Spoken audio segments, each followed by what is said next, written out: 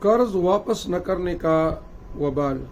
واضح رہے کہ قرض اتارنے کی قدرت ہونے کے باوجود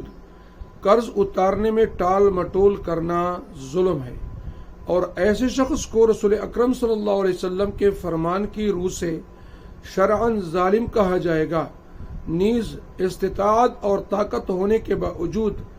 اگر کوئی قرض نہ اتارے تو خطرہ ہے کہ کہیں اس وعید کا مستحق نہ بن جائے، جس کے مطابق مقروض شہید بھی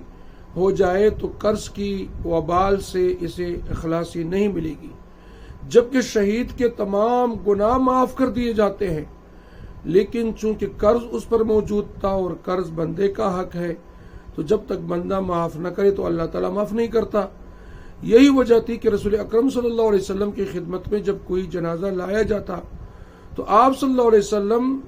معلومات فرماتے کہ اس پر قرض تو نہیں ہے۔ اگر میت مقروض نہ ہوتی تو رسول اکرم صلی اللہ علیہ وسلم جنازہ پڑھاتے، اور اگر میت مقروض ہوتی اور اپنے پیچھے قرض کی ادائیگی کا انتظام نہ چھوڑا ہوتا اور کوئی اس کے قرض کی ضمانت بھی نہ لیتا تو صحابہ کرام رضوان اللہ تعالی علیہم اجمعین سے کہہ دیتے